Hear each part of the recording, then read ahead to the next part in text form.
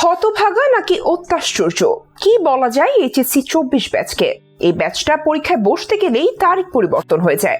এই যেন সানি দেওলের বিখ্যাত সেই সংলাপ তারিখ পে তারিখ এর বাস্তবিক রূপ। অন্যদিকে বলা যায় এই জেনারেশন জেডই এনে দিয়েছে নতুন এক স্বাধীনতা। সব মিলিয়ে বলা যায় এইচএসসি 24 যেন অত্যন্ত ব্যতিক্রমী একটি ব্যাচ।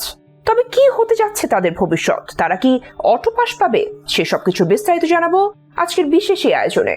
যেখানে এতদিনে ভার্সিটির প্রথম বর্ষ প্রায় শেষ হয়ে যাওয়ার কথা, সেখানে এইচএসসি 24 ব্যাচ আটকে আছে তারিখের গ্যারাকলে। এই ব্যাচটা যত সব ঝড়ঝাপটা পার করেছে তা হয়তো বাংলাদেশের ইতিহাসে আর কোনো ব্যাচ পার করেনি। তারা যখন এসএসসি তে ছিল তখন বন্যার কারণে শর্ট সিলেবাসে অনেক টপিক বাদ দিতে হয়, যা এইচএসসি তে উঠে কভার করা কঠিন হয়ে যায়। বুঝতেও কষ্ট হয় এইসব শিক্ষার্থীদের জন্য। আবার এইচএসসি তে অতিরিক্ত সময় পাওয়ার জন্য এইচএসসির সময় অনেকটা কমে যায়। তাদের ভর্তি এবং ক্লাস শুরু হয় ফেব্রুয়ারির দিকে। যে বছর তারা ইন্টার ফার্স্ট ইয়ারে ভর্তি হয় সেই বছরই উঠে যায় সেকেন্ড ইয়ারে। সব মিলিয়ে তারা সময় পায় 14 থেকে 15 মাস, যা যথেষ্ট ছিল না এইচএসসি এর মতো বড় সিলেবাস শেষ করার জন্য। এরপর 30 জুন থেকে পরীক্ষা শুরু হলেও 2 মাস আগে থেকেই তাদের এইসব অসুবিধাগুলো তুলে ধরে পরীক্ষা পিছানোর জন্য দাবি করে, কিন্তু তৎকালীন শিক্ষামন্ত্রী নফেল কোনো কথা শুনেননি। এরপর পরীক্ষা শুরুর কয়েক সপ্তাহ আগে থেকে শুরু হয় দেশে বন্যা। অনেক শিক্ষার্থীর ঘরবাড়ি ডুবে যায়, খাতা বই ভিজে যায়। সে সাথে সারা দেশেই মারাত্মক বৃষ্টিপাত চলে। সবাই আকুলভাবে একটা আবেদন করলো পরীক্ষা কমপক্ষে 2-1 মাস পিছিয়ে দেওয়ার জন্য। তবে শিক্ষামন্ত্রীর মতে পরীক্ষার সকল প্রস্তুতি নেওয়া হয়ে গেছে, তাই কোনোভাবেই পরীক্ষা পিছানো সম্ভব না। পরীক্ষা থেকে শুরু হলো, কিন্তু সিলেট বোর্ড সম্পূর্ণ ডুবন্ত, তাই তাদের পরীক্ষা 8 তারিখ পর্যন্ত পিছানো হয়েছিল।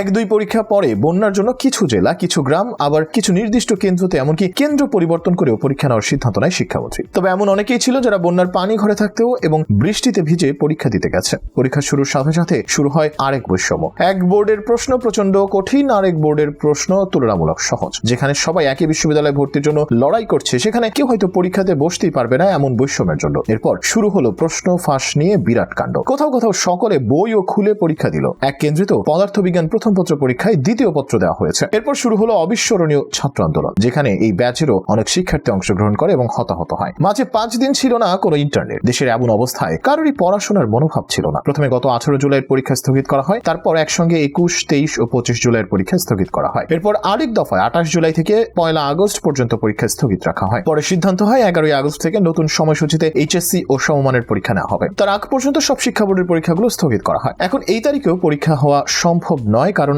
আগুনে পুড়ে যায় প্রশ্নপত্র। এক বিজ্ঞপ্তিতে বলা হয় সরকারি চাকরিতে কোটা সংস্কার আন্দোলনকে ঘিরে ছড়িয়ে পড়া সংঘাতের কারণে 11 আগস্ট থেকে নতুন সময়সূচিতে এইচএসসি ও সমমানের পরীক্ষা নেওয়ার সিদ্ধান্ত হয়েছিল। তবে তা আর হচ্ছে না। প্রধানমন্ত্রী শেখ হাসিনার পদত্যাগ ও দেশ ছাড়ার পর বিভিন্ন এলাকায় থানায় হামলা হওয়ায় প্রশ্নপত্র রাখার ট্রাঙ্ক ক্ষতিগ্রস্ত হয়। এ কারণে 11 আগস্ট থেকে পরীক্ষা নেওয়া সম্ভব নয়। এইচএসসি ও সমমানের স্থগিত পরীক্ষাগুলো অনির্দিষ্টকালের জন্য স্থগিত করা হয়েছে। 11 আগস্ট থেকে হচ্ছে না এইচএসসি পরীক্ষা। অনির্দিষ্টকালের জন্য স্থগিত ঘোষণা করে বুধবার শিক্ষা মন্ত্রণালয় থেকে এই সংক্রান্ত এক বিজ্ঞপ্তিতে বিষয়টি নিশ্চিত করা হয়েছে, যার ফলে সামনে চলে এসেছে অটো পাসের দাবি। তবে এই দাবি মানা হবে কিনা সেই প্রশ্নও থেকে যায়। কিন্তু এটা নিশ্চিতভাবে বলা যায় এইচএসসি 24 ব্যাচের মতো হতভাগা আর কেউ নেই।